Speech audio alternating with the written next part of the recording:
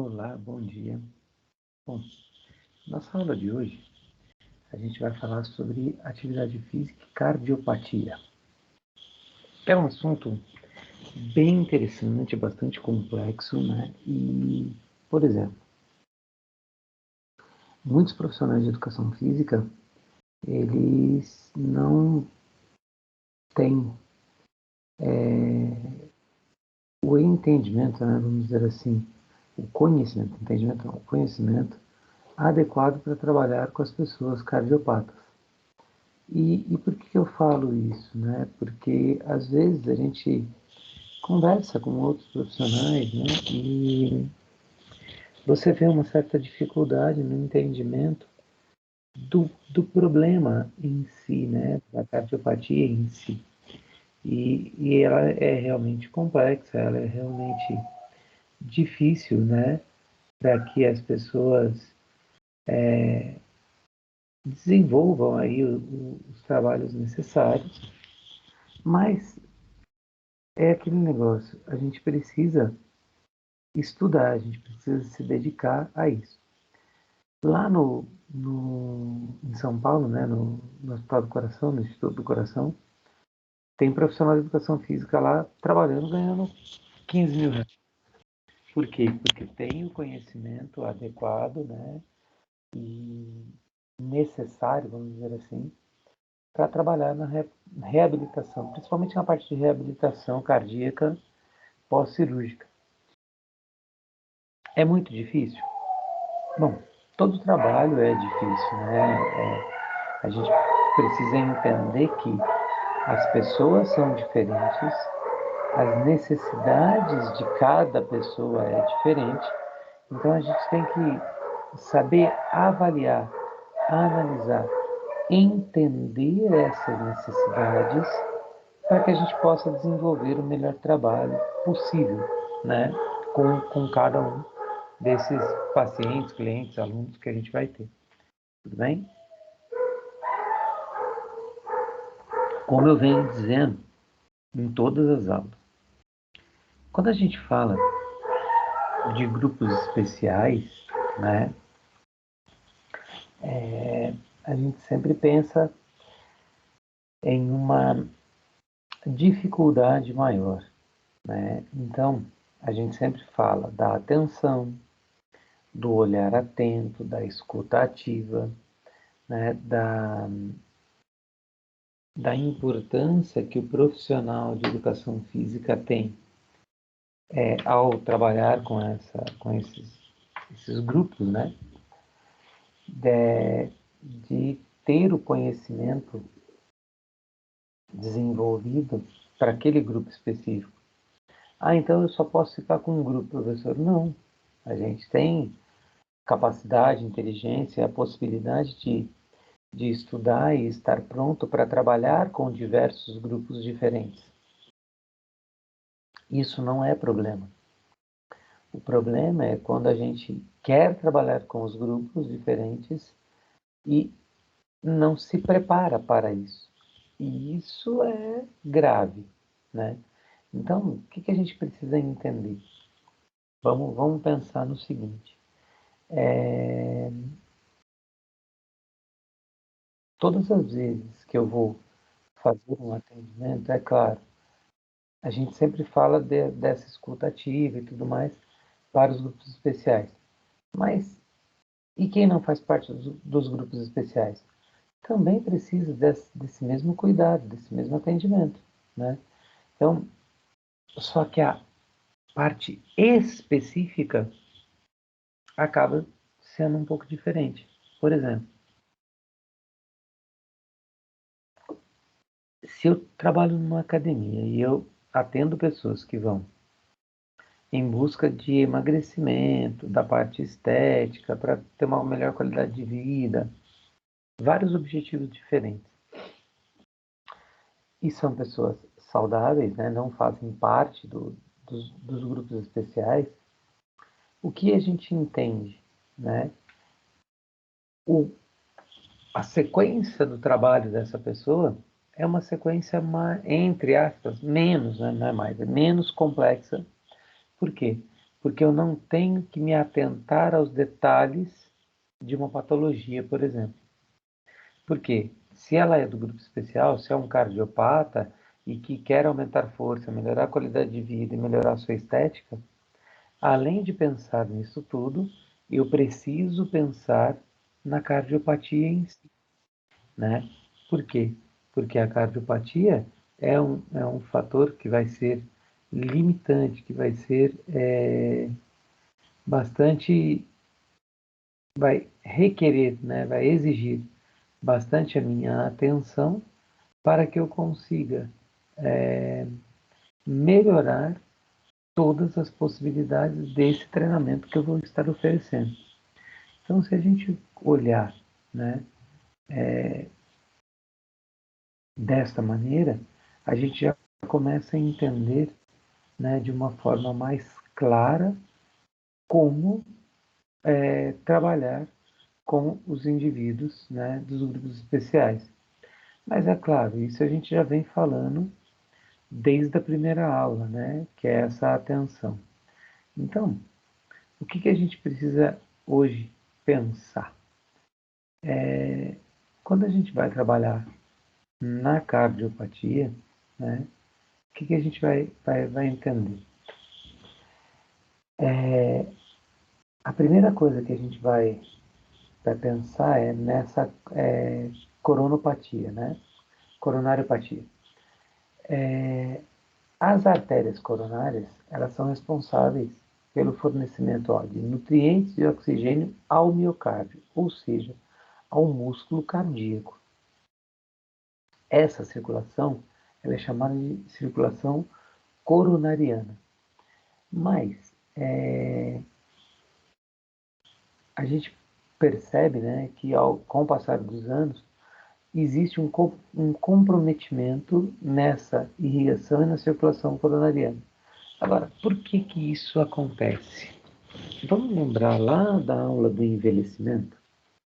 O que que acontece com o nosso corpo com o passar dos anos? O desgaste natural, o cansaço, né? Ah, os nossos cuidados que não são tão efetivos assim, né? Podem trazer uma série de complicações para a nossa saúde ao longo dos anos, ao longo do tempo. E isso é muito complicado porque vamos pensar no seguinte: eu começo a comprometer, né, quando eu não cuido adequadamente do meu organismo, do meu corpo, eu começo a comprometer o funcionamento adequado, ideal e seguro desse organismo. E quando eu faço isso, o que que acontece? Se eu não cuido de forma adequada, da maneira ideal, eu vou ter que arcar com os prejuízos dessa minha indisciplina, vamos dizer assim, né? Desse vacilo que eu estou dando comigo mesmo. Então, a doença arterial coronariana, né, é conhecida como doença das coronárias e ela caracteriza-se pela insuficiência de irrigação sanguínea no coração por meio dessas artérias coronárias. E por que que isso acontece? Ela acontece por causa disso aqui, ó. Formação de placas de arteriosclerose, placas de tecido fibroso e colesterol, que se desenvolvem, né, e acumulam-se nas paredes dos vasos, dificultando ou impedindo a passagem do sangue, o qual, devido à redução do fluxo sanguíneo coronariano, diminui a chegada do oxigênio ao coração. Este processo pode ser acelerado devido ao fumo, pressão alta, colesterol sanguíneo elevado e diabetes.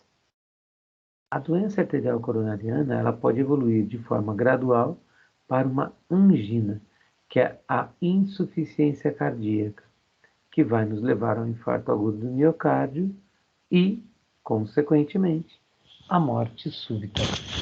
Olha o tamanho do problema, né? Olha como, se a gente não cuida, os efeitos, né, desses problemas, eles vão se acumulando. E ao se acumular dessa forma, nos trazem muitos prejuízos que vão trazer aí muita preocupação, né? Por quê? Galera, quem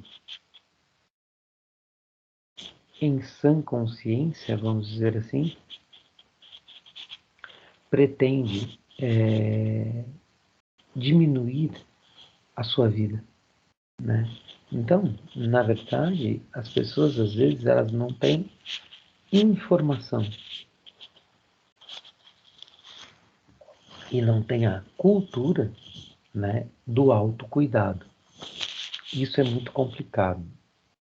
Normalmente, as pessoas cuidam muito de quem está próximo a elas, mas não cuidam delas mesmas, né? Nós, professores de educação física, a gente tem essa tendência, né? Por exemplo, quem trabalha em academia, eu conheço muitos profissionais que trabalham tanto tempo nas academias, né? Ficam tão envolvidos com as aulas, com os alunos, tem uma quantidade muito grande de alunos, uma série de obrigações, trabalham em mais de uma academia e acabam não tendo tempo para montar o próprio treino, para fazer o próprio treino. E, em consequência disso, acaba se prejudicando profissionalmente. E olha que eu estou falando só da nossa classe. Imagine as outras. É a mesma coisa, né? Então, o que a gente precisa entender é nós não podemos, né, nos tornar escravos do nosso trabalho.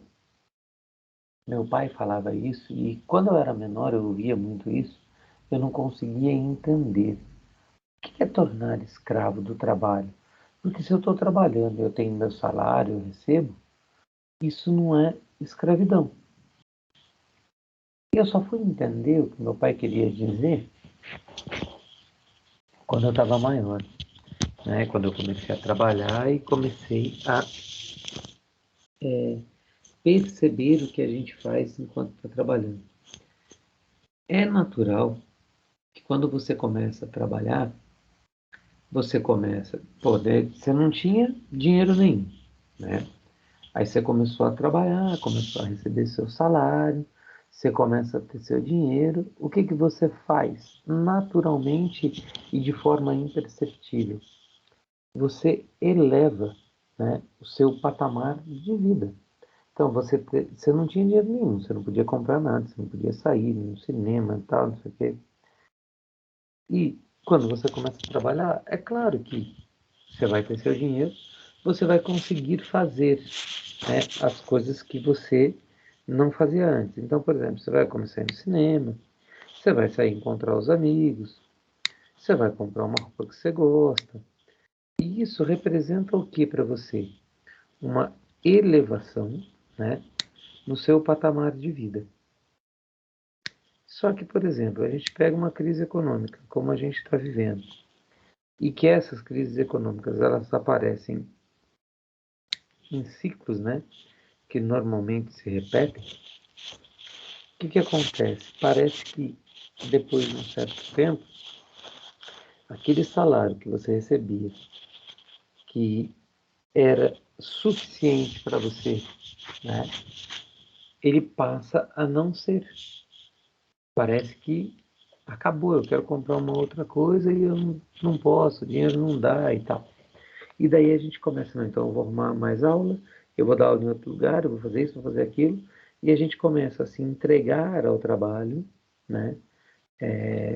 Não que isso seja errado, de uma forma muito intensa, mas a gente esquece de viver as outras coisas. O erro está nesse esquecimento, não está em trabalhar, né?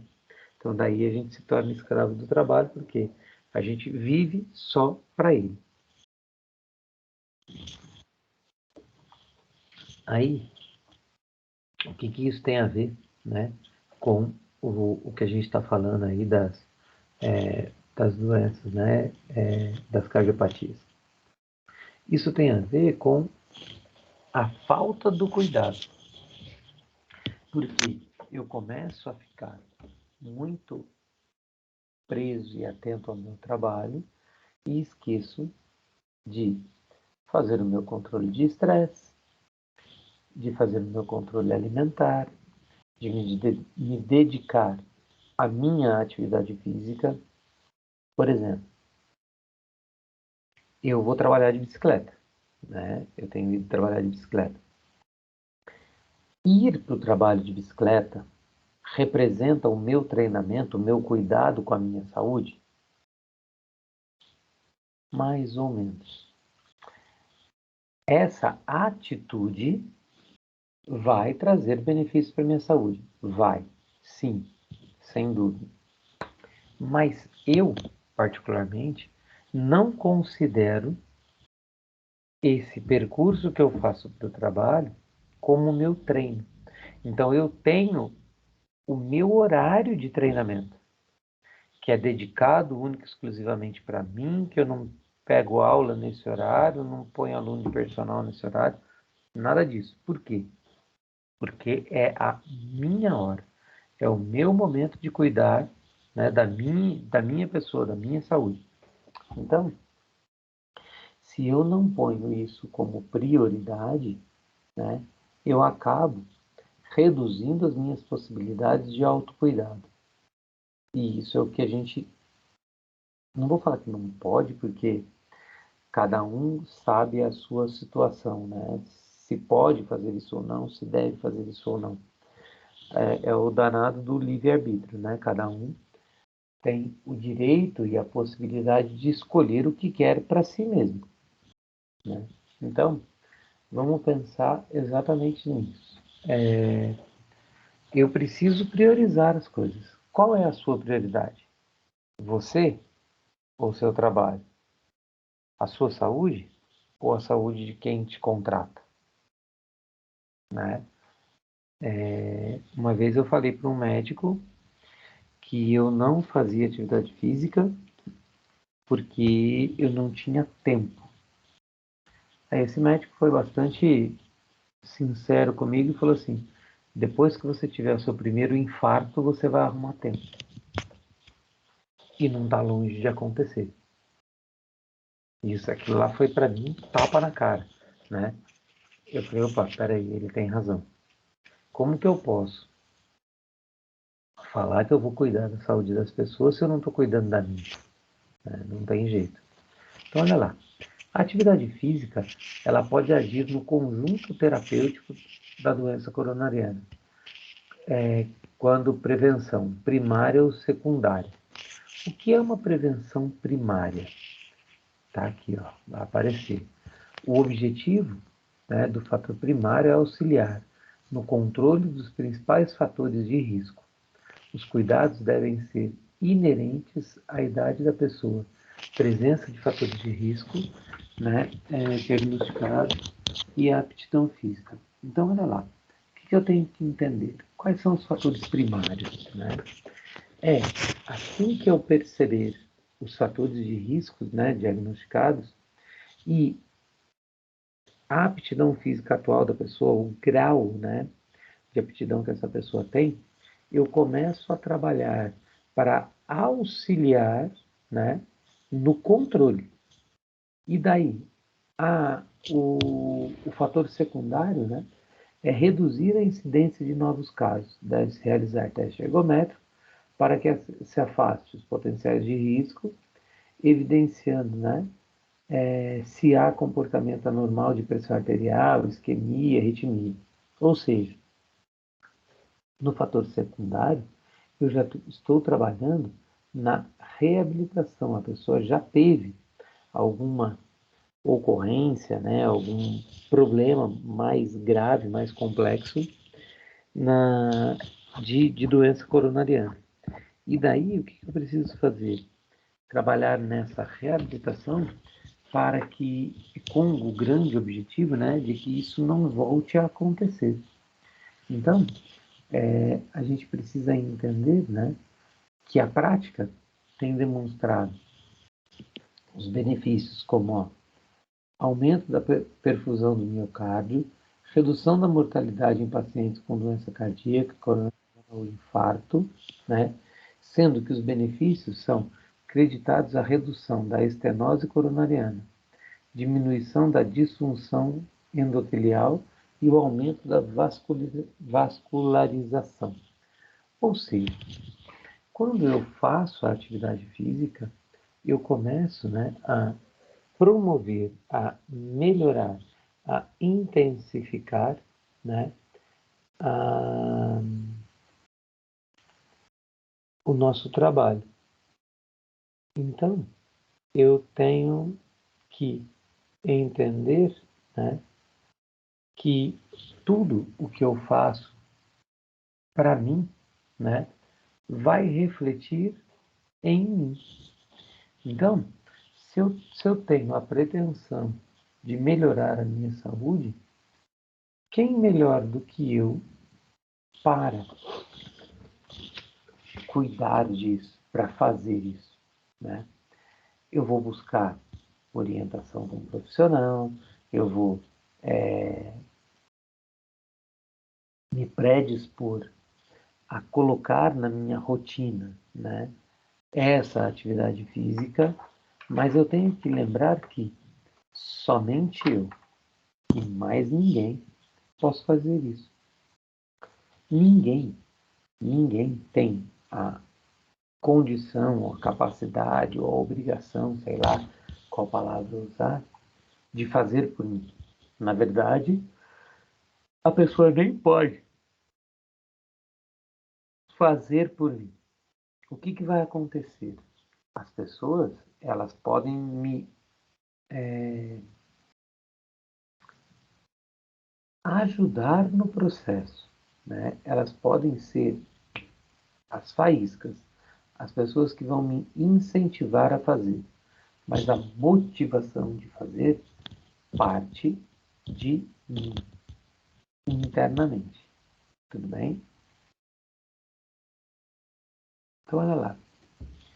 Quais são os exercícios físicos, né, que são direcionados aí às pessoas, né, que têm cardiopatia? Então, a gente precisa entender que, ao prescrever o exercício, a gente precisa ver o perfil de risco do indivíduo, também sendo recomendada a prática de exercício aeróbico, né? Pois o mesmo melhora a capacidade do corpo de utilizar o oxigênio para produzir energia para o movimento. O exercício físico tem muitos benefícios. Então, olha lá, ele vai impedir que os vasos sanguíneos se estreitem, né?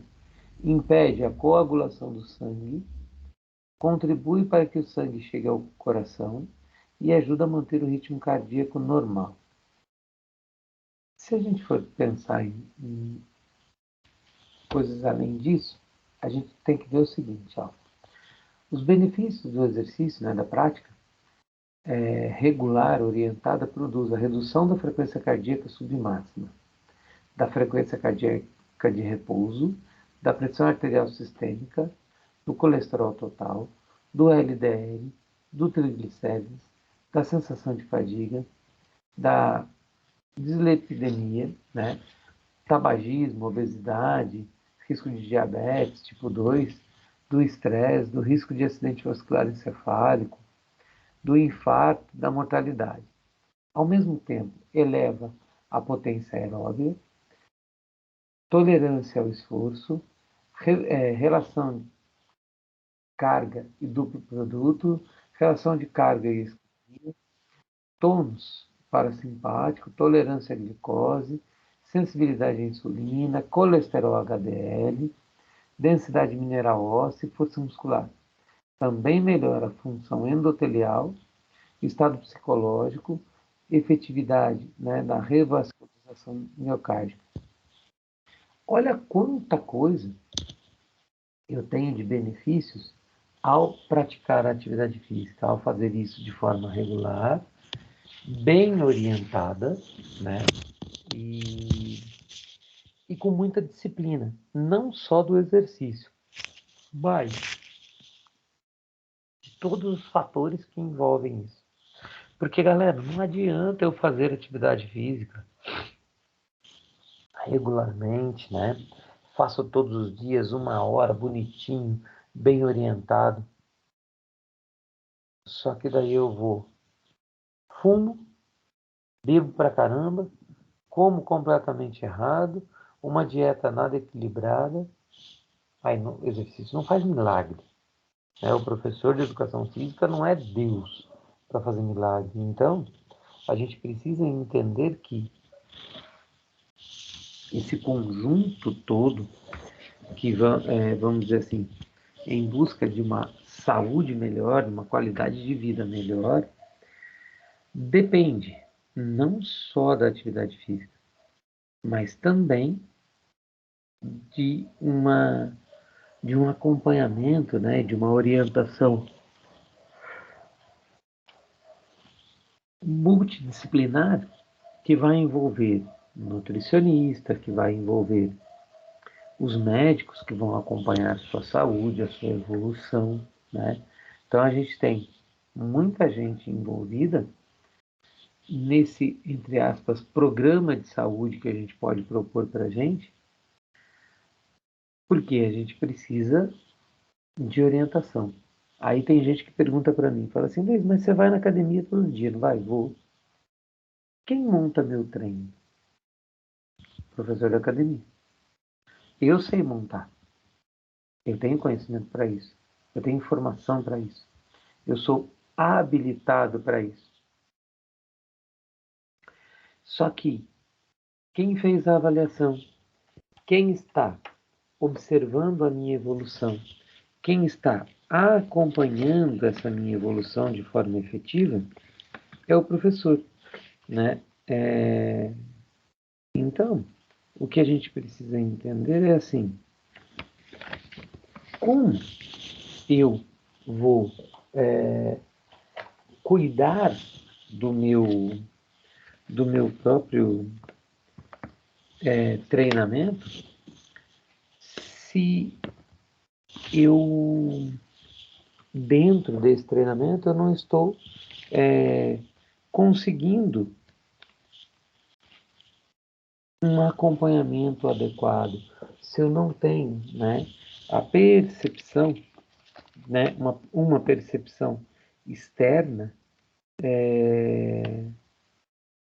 para o meu trabalho.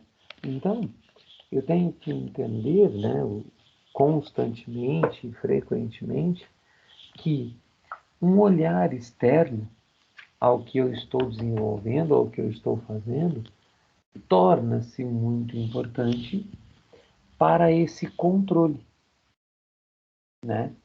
Aí, vamos lá. Vamos pensar além.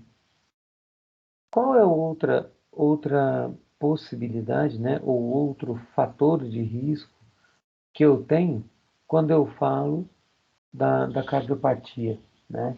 Que é uma coisa que muita gente tem, né? Hipertensão arterial. Isso aqui é preocupante. Hipertensão é um fator de risco, é um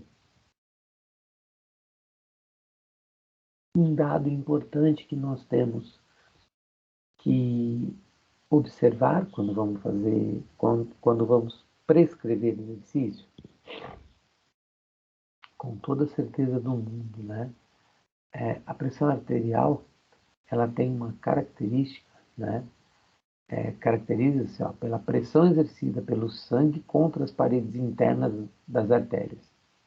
A hipertensão arterial sistêmica, conhecida popularmente como pressão alta, é uma doença multifatorial caracterizada por elevados níveis de pressão arterial. Entre os fatores associados ao seu desenvolvimento estão idade, gênero, etnia, excesso de peso, né, obesidade, ingestão de sódio, álcool, a vida sedentária, estresse, pouca ingestão de potássio ou de cálcio, hereditariedade e fatores socioeconômicos. Então eu tenho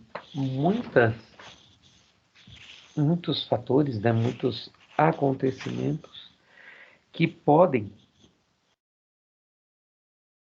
elevar a minha pressão. E essa pressão elevada, ela pode trazer uma série de complicações e riscos à minha saúde. Então, olha lá. A hipertensão arterial, né, sistêmica, ela é um fator de risco para o desenvolvimento de doenças cardiovasculares, cerebrovasculares e renais, responsável por pelo menos 40% das mortes por acidente vascular encefálico e 25% das mortes por doença arterial coronariana. E combinada com o diabetes, 50% dos casos de insuficiência renal terminal. Então, isso são dados de 2016 da Sociedade Brasileira de Cardiologia. Galera, olha o tamanho da implicação ou o tamanho do problema que a gente pode ter se eu não observo, né, essa hipertensão arterial sistêmica. Então, como eu sei que é uma doença grave, mas também é uma doença silenciosa, né? O que é silenciosa? Muita gente, ao apresentar os sintomas dessa hipertensão arterial, acha que é bobeira, acha que é só, né, um zumbidinho, só uma dorzinha de cabeça, porque alguns dos sintomas são esses. Então, ó, eu tenho como sintoma a cefaleia, né, que é a dor de cabeça, o zumbido, a tontura, a dispneia, palpitação, né, palpitação, desconforto torácico, dormência e tremores e até ausência de queixas. Então, eu posso apresentar um monte de sintomas ou nenhum sintoma. E a minha pressão está alta. Por quê? Porque a adaptação que a gente tem, não é a adaptação que a gente tem, é a adaptação também. Às vezes eu estou tão adaptado a essa dorzinha que eu acho que é uma bobeirinha, entre aspas, né? Ah, não é nada, vai passar, eu vou tomar um chá, vai passar, eu vou deitar um pouquinho, vai passar, eu vou tomar um banho, vai passar. E eu deixo isso ignoro. Aí, o que acontece? Eu, ao ignorar esses sintomas, ou a, a não ter esses sintomas, né? Não apresentar os sintomas de forma evidente e segura, o que eu faço? Eu simplesmente ignoro, né? Uma doença que é muito importante, né? Que é muito perigosa, que traz muitos riscos, e mais uma vez eu deixo de cuidar da minha saúde. Só que daí, o que a gente precisa entender? Ah, não, eu percebi os sintomas. Eu fui ao médico, no cardiologista. Quando eu tive os primeiros sintomas, eu fui na farmácia, por exemplo. Lá na farmácia, o cara aferiu a minha pressão, a farmacêutica aferiu a minha pressão, percebeu, ao aferir essa pressão, que ela estava alta e me encaminhou. E me indicou para ir a um médico. Pô, beleza. Cheguei no médico, ele fez os exames e percebeu, né? E conseguiu identificar essa hipertensão. Aí ele entra com uma intervenção medicamentosa, beleza, tá certo, e fala assim para mim: você precisa fazer uma atividade física. Você precisa começar uma caminhada, uma academia, mas com orientação. Não é para sair a zóio, né, como diz aí o ditado, fazendo atividade, porque você não sabe controlar o volume, a intensidade. Você, por exemplo, qual é a atividade física mais barata, né, mais fácil, mais tranquila que a gente tem? A caminhada. O que você precisa para caminhar? Um tênis legal, uma roupa, né, confortável e a vontade de sair para caminhar. Ah, mas eu não tenho lugar. Caminha na rua, caminha no corredor da sua casa, se você não quer ir para a rua, né?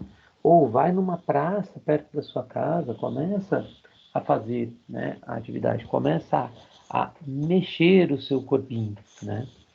E é claro que ao iniciar esse trabalho, você vai perceber, né, mudanças, você vai ter a sensação de bem-estar. É claro que você precisa fazer isso acompanhado, orientado, não é simplesmente sair andando, tá? Então, o médico, ao indicar isso, ele vai estar possibilitando a nós, profissionais de educação física, uma ampliação de atendimentos. Só que eu preciso entender que para ampliar esse atendimento, para ampliar a minha possibilidade de trabalho, eu preciso ter conhecimento. Então, isso eu falo para vocês assim, com toda segurança. Eu já trabalhei, né, com alunos de personal que eram hipertensos e, pela prática regular, né, pela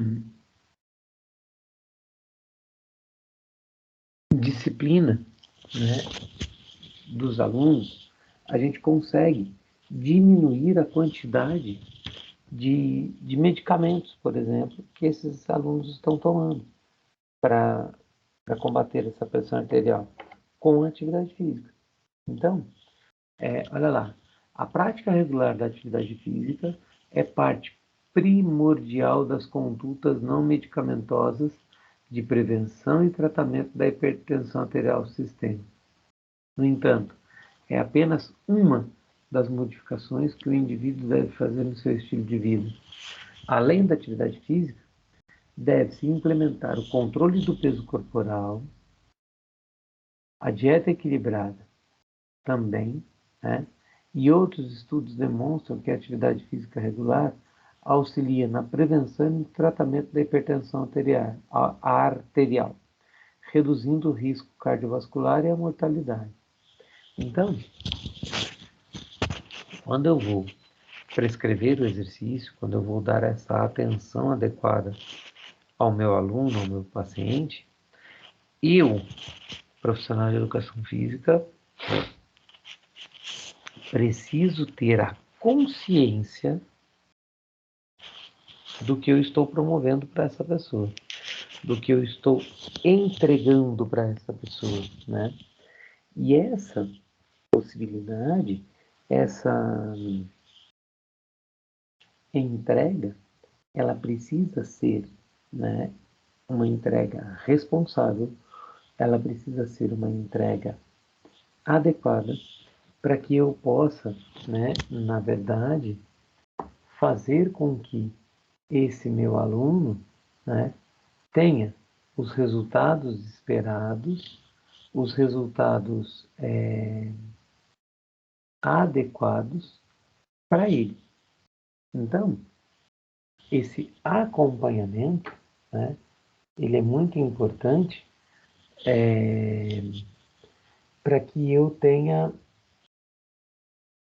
o melhor resultado possível para esse meu aluno, né? Para esse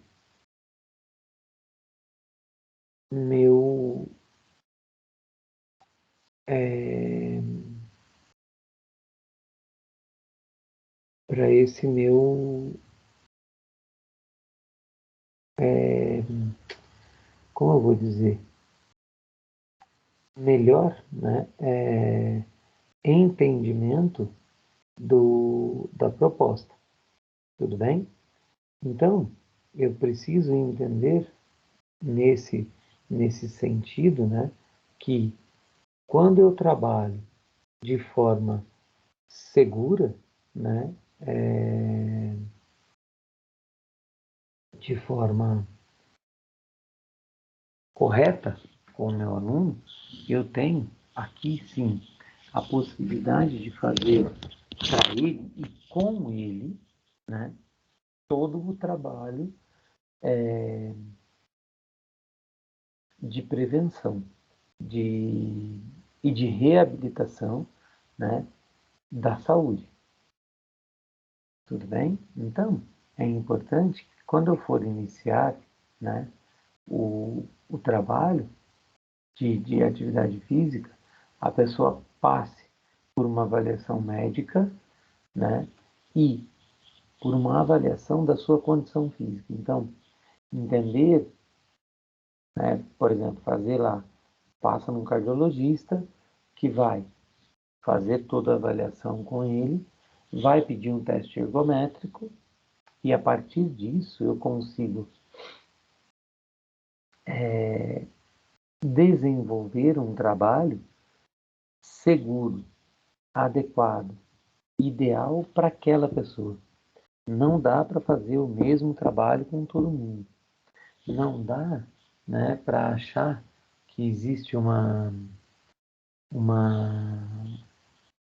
receita de bolo, vamos dizer assim, né, para esses alunos.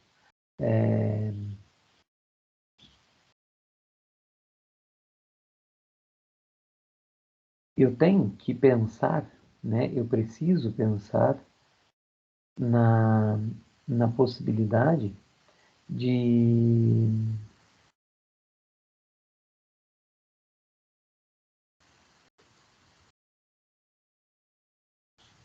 fazer o trabalho adequado para todo mundo, pensando assim, o que eu posso fazer para ajudar? O que eu posso fazer para melhorar isso? Então, ó, o treinamento aeróbico ele é altamente recomendado, né, podendo ser complementado com treinamento de resistência com intensidade moderada. Então, fazer trabalhos, né, aeróbicos, promover trabalhos, estímulo aeróbico e também estímulos de treinamento resistido é importante, porque eu vou conseguir, através deles, né, melhorar essa, essa possibilidade que o aluno tem, né, de se reorganizar, de se recuperar, de se disciplinar, e as evidências, né, são inconsistentes em relação ao fato de, por exemplo, somente o treinamento resistido possa por si diminuir a pressão arterial. Até porque, né, se eu fizer, por exemplo, trabalhos isométricos, a tendência dos trabalhos isométricos é que eles aumentem a pressão. O que eu preciso fazer? Trabalhos isotônicos, né? Trabalhos de resistência muscular localizada, ou como? Né? Com uma carga menor, né? Com pesos, né? Cargas externas mais leves e muitas repetições. Né? A flexibilidade ela pode ser realizada, né? Também. Agora, eu tenho que entender que não é adequado, não é o ideal que eu faça apenas um tipo de exercício, uma forma de atividade. Eu preciso, né, trabalhar de forma adequada, específica e controlada, né, para que eu possa melhorar, sim, essa ideia, né, do aporte, de atividade física. Então, a gente tem algumas recomendações, né, da Sociedade Brasileira de Cardiologia, que vão falar o seguinte, ó, a atividade aeróbica para os indivíduos hipertensos, ela deve ter uma frequência de 5 a 7 dias por semana. Ou seja, os estímulos aeróbios, eles precisam ser diários, né? E qual é a intensidade disso? Moderada. Então, eu vou ter a minha frequência cardíaca, né, como como um parâmetro, tá? Da intensidade dessa atividade. E como que eu meço esse parâmetro? Eu vou ver, né, a possibilidade da intensidade mais baixa, adequada para a pessoa, né, que vai estar fazendo a atividade física, pensando exatamente no quanto essa pessoa vai ter de possibilidade, tá, do trabalho. Então, pensar na intensidade ideal para cada indivíduo é muito importante, né? E qual é essa intensidade ideal? Qual é, né,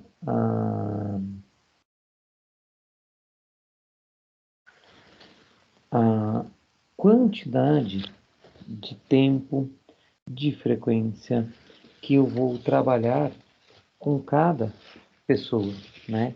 Com quanto eu vou estar fazendo isso. Para saber essa intensidade, o que eu tenho que ter em mãos? Em primeiro lugar, essa avaliação, né?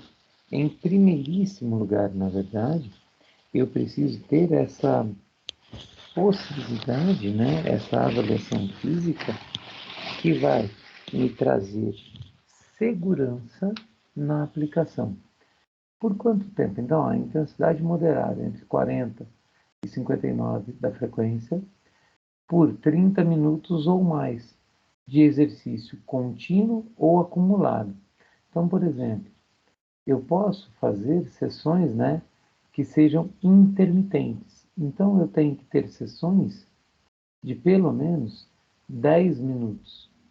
O que é uma sessão intermitente? A pessoa vai fazer, né, vai ter o estímulo aeróbio por 10 minutos, vai trabalhar um pouquinho no período da manhã, um pouco do trabalho de resistência, né, vai fazer uma sériezinha uma sériezinha, sacanagem, uma série de exercícios de resistência muscular, né, localizada no período da manhã, aí ela para à tarde, ela vai ter uma outra sessão, né, que ela vai trabalhar mais um pouquinho da aeróbico, vai caminhar mais um pouco, vai ter outro estímulo. Então ela não precisa fazer tudo de uma vez. O que é importante é que ela tenha o estímulo, né, sendo realizado, né,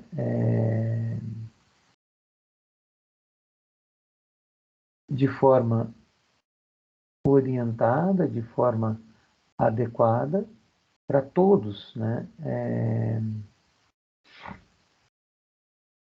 para todas as pessoas, né, na verdade, que vão realizar esse trabalho, esse acompanhamento. Que tipo de atividade que a gente vai fazer? Atividades que exercitem, né, grandes grupos musculares, ritmadas e prolongadas. Então, por exemplo, caminhar, pedalar, nadar, né? Corrida. Bom, corrida, a gente já sai dessa intensidade moderada, a gente vai para uma intensidade mais alta. E, de repente, a pessoa não tem a condição adequada, né? A condição física adequada para fazer isso. Então, eu preciso começar de forma mais segura. Uma outra recomendação, né, é que a gente tenha, por exemplo, as atividades resistidas, né, os exercícios resistidos, de 2 a 3 dias por semana, com uma intensidade aqui um pouco maior. Ó. de 60% a 70% de uma repetição máxima, podendo progredir até 80%. Idosos devem começar com 40%, 50%. E por quanto tempo? Ó, de 2 a 4 séries, de 8 a 12 repetições para cada grupo muscular. Se eu estou trabalhando com 60%, de 8 a 12 repetições está legal. Se eu quiser trabalhar um pouco menos, pode ser que eu consiga aumentar o número de repetições aqui. Como que eu faço esse controle? Lembra das ideias dos controles, né, de treino? As escalas de esforço subjetivo? Eu vou conversando, eu vou apresentando a escala para o meu aluno durante a sessão de treino. Se ele está mostrando para mim que ele está se adaptando bem, que está fácil, que ele tem condições de ir além, eu aumento essa quantidade. E que tipos de equipamento, né? Que tipo de exercício?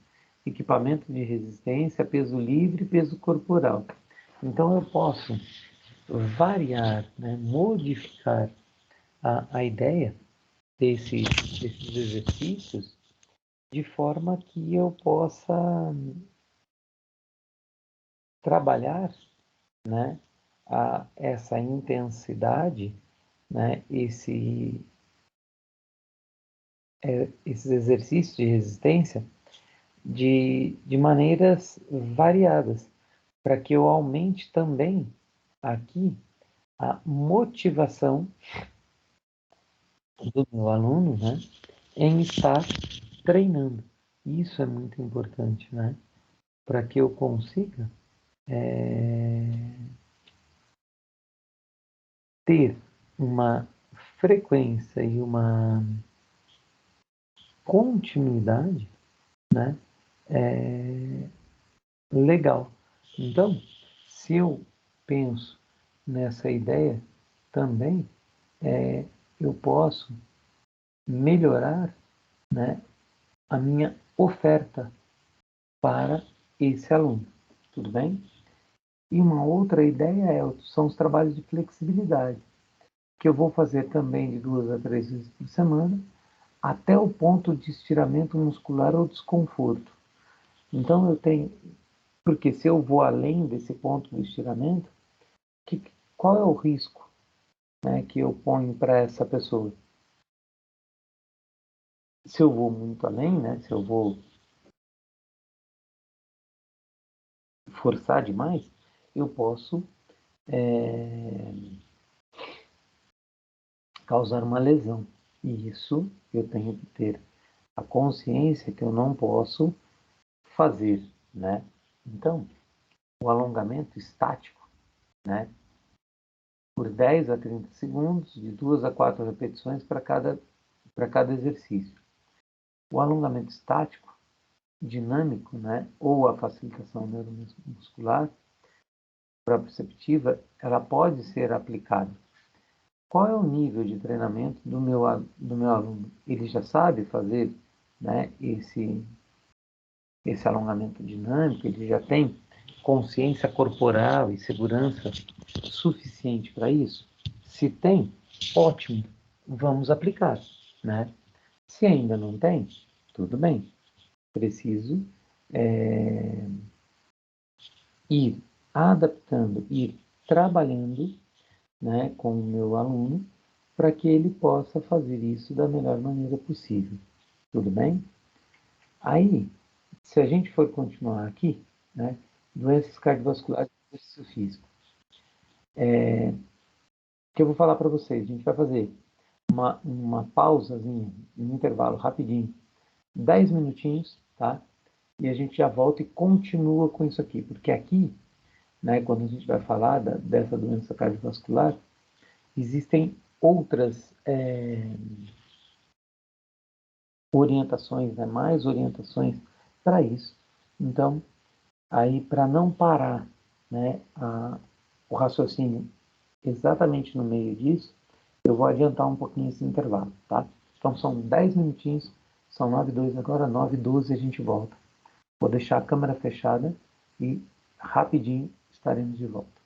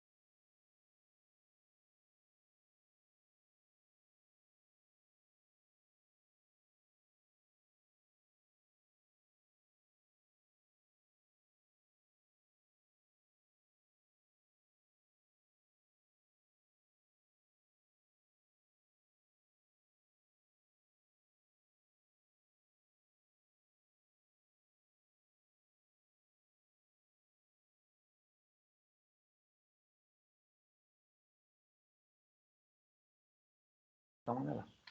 Quando a gente fala de doença cardiovascular, né, o exercício, então a gente precisa entender o seguinte: essas doenças são as que mais causam mortes no mundo, né? E a gente tem, assim, várias, né, doenças que podem acometer aí as pessoas. Então, vamos lá, ó. Doença coronariana, a cerebrovascular, arterial periférica, cardíaca reumática, congênita, venosa profunda, né, então, trombose venosa profunda, embolia pulmonar. Então, isso tudo tá ligado aí à circulação, né, à parte cardiovascular,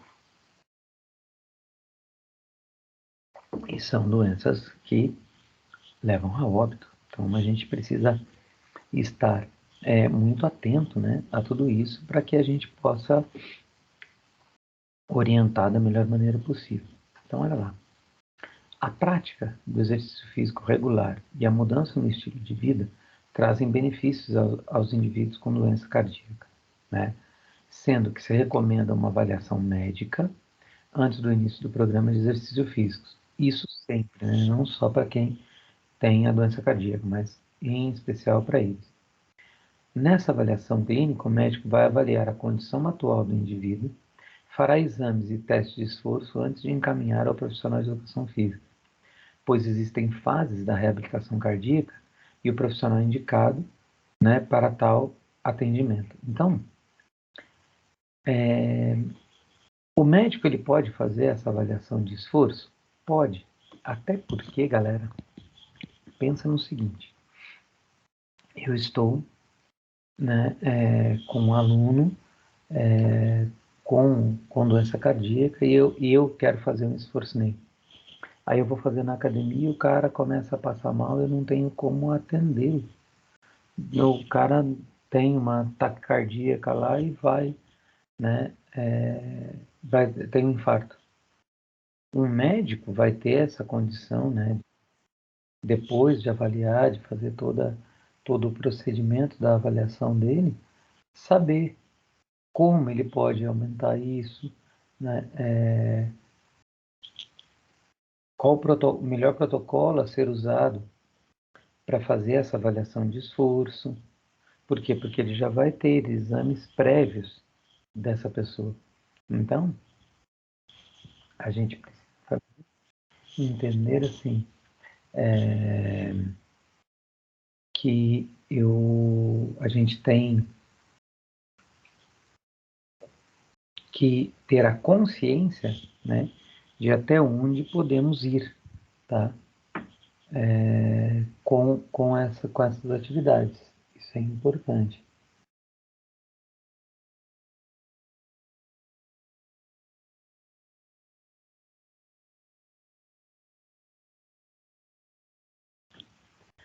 Tudo bem? Então vamos lá. Ó. Então a gente tem algumas fases, né? Vamos pensar. Primeira fase, iniciada no hospital, sendo atividades de baixa exigência metabólica, né? Sentar, deitar, tomar banho, breves caminhadas, entre outras coisas. Então, por exemplo, o cara tá lá e ele fez uma cirurgia. A reabilitação, né, pós-cirúrgica desse cara vai começar assim, né? Por quê? Porque ele precisa, né, ir voltando gradativamente, fazendo esse coraçãozinho aí funcionar, né, de forma gradativa para que ele não tenha complicações nesse processo. Aí a segunda fase, teve alta, mas retorna à clínica especializada ou hospital para a realização de exames monitorados. Por quê?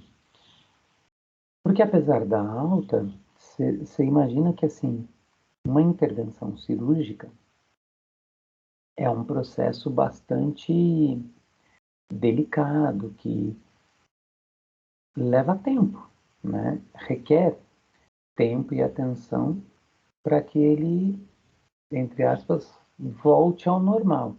Então, a gente tem que ter esse cuidado, né? com as pessoas para que a gente possa fazer o melhor possível, ok? Aí, terceiro, após 2 meses, né, de monitoramento constante, o exercício é realizado com supervisão, seja domiciliar, clínica ou em centro de treinamento especializado. Então, a gente percebe que, assim, em momento algum, esse paciente, né, nesse caso a gente vai chamar de paciente, ele ficou sozinho.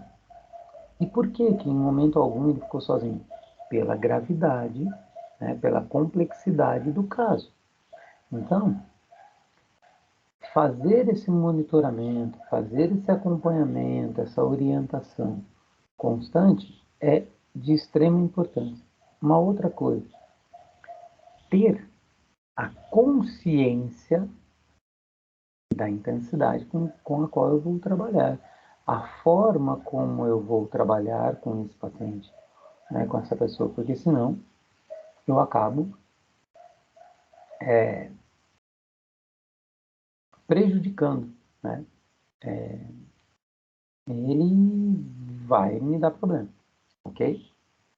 E a quarta fase, o indivíduo começa a ter uma automatização, né? Os exercícios podem ser realizados de forma mais independente da supervisão e a prescrição dos exercícios deve considerar tipo da doença, grau de acometimento e a intervenção cirúrgica. Ó, essa automatização é assim, não é que ele passa, né, a ficar sem a orientação, sem a supervisão, não.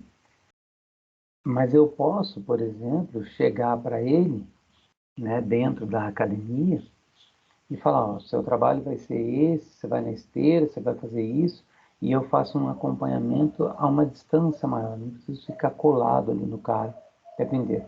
A não ser que eu esteja fazendo um trabalho personal, que seria o mais indicado e ideal nesse caso, né? Mas nem sempre essa é a realidade, né? Por exemplo, eu estou numa clínica especializada e eu tenho 3 ou 4 pacientes do pós-cirúrgico. Pensa em 4, né? Eu tenho 2 na fase 3 e 2 na fase 4. Eu vou dar atenção, né, maior, mais atenta aos 2 da fase 3 e direciono os 2 da fase 4 para o trabalho, porque ele já ganhou consciência, ele já tem uma melhora, né, no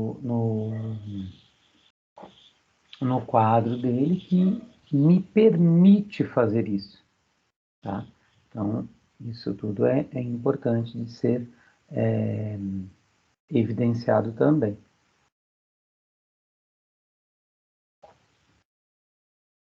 Aí, a gente pensa nas recomendações.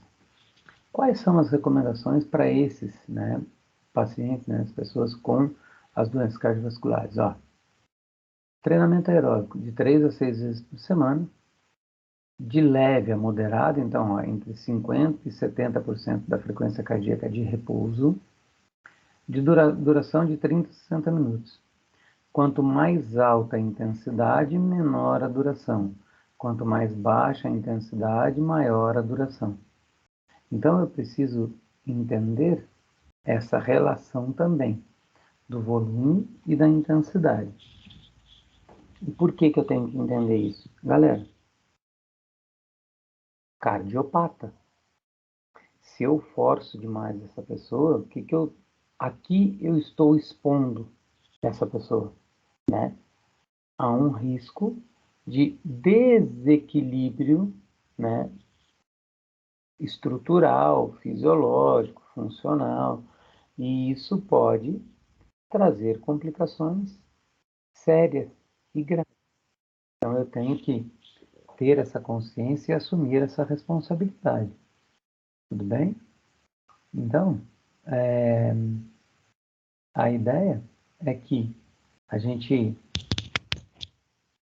desenvolva, né, o trabalho de forma atenta, ok? Aí, os trabalhos de força, né, os treinamentos resistidos. Eu vou iniciar com 30%, 40% de uma repetição máxima e pessoas treinadas podem chegar a 70%, né? A pressão arterial aumenta proporcionalmente, né, à carga de trabalho, mas aumenta durante o trabalho. É uma adaptação aguda, não é uma adaptação crônica. A crônica é que ela vai, na verdade, diminuir, né, essa pressão arterial ao longo do tempo de acordo com o trabalho. Mas o que eu preciso pensar? O que é uma pessoa treinada? Quanto tempo ela tem que ter de prática para ser considerada treinada? Quanto ela tem que apresentar de evolução para ser considerada treinada? Então, essas são perguntas que são complexas, né, que são complicadinhas de serem respondidas, mas que são possíveis, né? Existem possíveis respostas para elas. O que é mais importante? O mais importante é que eu, enquanto profissional, eu entenda da progressão, né, do treinamento e desse estímulo que eu vou proporcionar ao meu aluno. Eu preciso que ele entenda, né, como o corpo dele está reagindo, qual é a resposta que o corpo dele está dando para ele. E a partir dessas respostas, aí sim eu posso ir aumentando gradativamente, não vou dar saltos, né, nessa carga de treinamento. Então, eu estava com 50% de uma RM, hoje amanhã eu vou trabalhar com 75%. É um salto muito grande. Então, se eu trabalhava com 50%, eu vou para 55%, depois 60%, depois 65%, para dar tempo do meu corpo se adaptar, para dar tempo do meu corpo perceber a mudança. E não é assim, um treino é 50, outro é 55, outro é 60. Não. É um período. Então, tipo assim, 2 semanas, 3 semanas de treino, aumenta de novo. 2 semanas, 3 semanas de treino, aumenta de novo. Aí tudo bem, não tem problema, tá?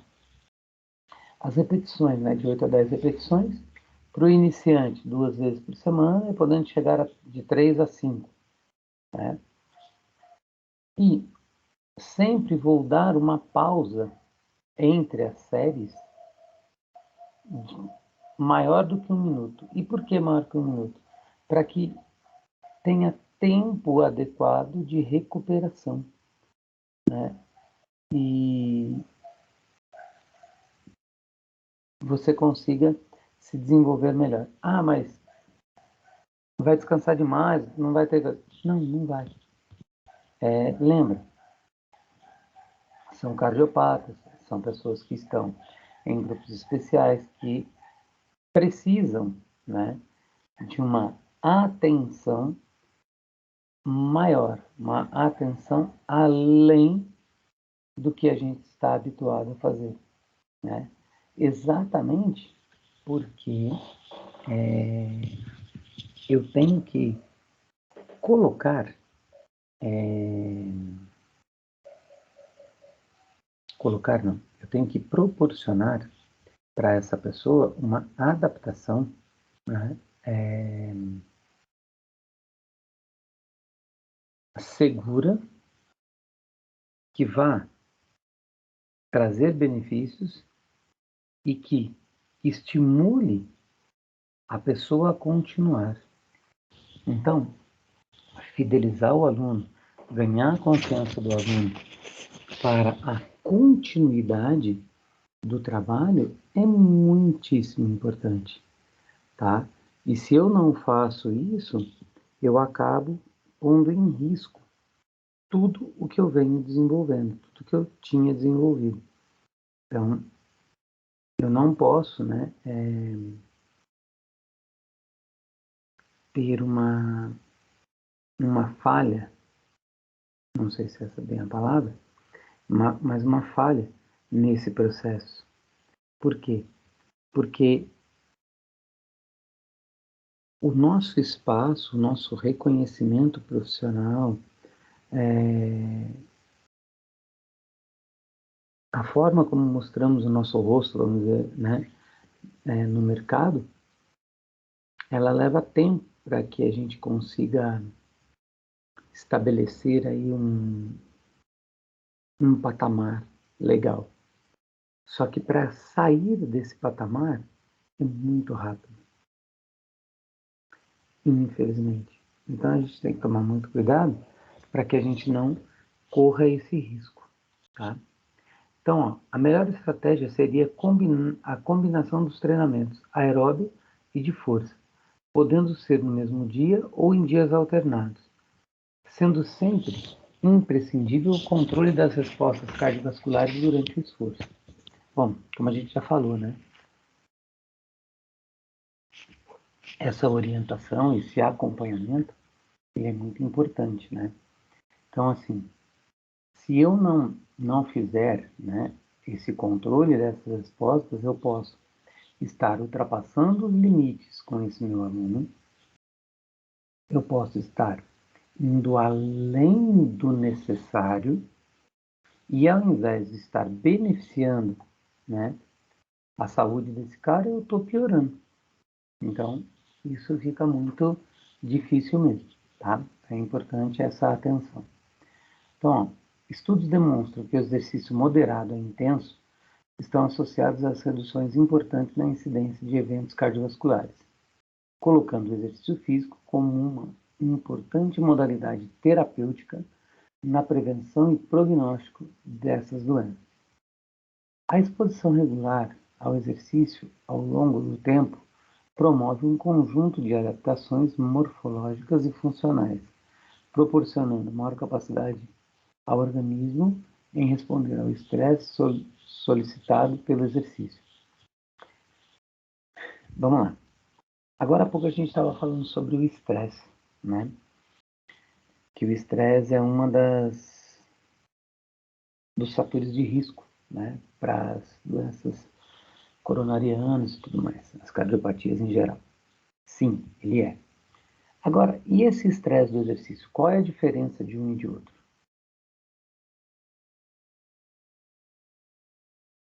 O estresse, na verdade, ele é bom para a gente dentro das proporções, né, das medidas adequadas. Então, por exemplo, tudo que é em excesso faz mal. Quando eu estou muito estressado, eu vou ficar nervoso, vou aumentar minha pressão e tal. Mas, se eu tenho um pouquinho de estresse, um pouquinho só desse estresse vai me deixar mais alerta, mais atento, mais focado e tudo mais. No exercício é a mesma coisa. Eu aumento a intensidade do exercício para estressar o meu corpo e forçar uma recuperação. Quando eu forço a recuperação é quando eu estou aumentando todas as minhas adaptações para a qualidade de vida, para a força, flexibilidade e tudo mais. Então, esse estresse não é um estresse ruim, né? Mas é claro que ele pode se tornar ruim se eu vou muito além da minha condição. Então, conhecer o próprio corpo, entender o que acontece, né, no seu organismo, é muito importante para que você dê a continuidade adequada ao trabalho. Tudo bem, galera? Então, aqui a gente termina isso hoje. O que eu vou pedir? Eu vou pedir para que vocês façam um trabalhinho para mim sobre cardiopatia, né? Vocês vão fazer uma prescrição de exercício para um cardiopata pós-cirúrgico, tá? Então, veja essas orientações e você vai escolher qual modalidade ele vai fazer, se é academia e tal, natação, o que você quiser, tá? Mas eu quero que você monte um programa de treinamento respeitando aí a condição da pessoa de ser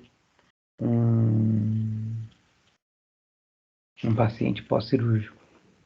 Tudo bem? Então, muito obrigado pela atenção de vocês. Até a próxima aula. Ah, esse trabalho é para ser entregue até a próxima aula, tá? Por favor, por e-mail. Manda no meu e-mail. Muito obrigado.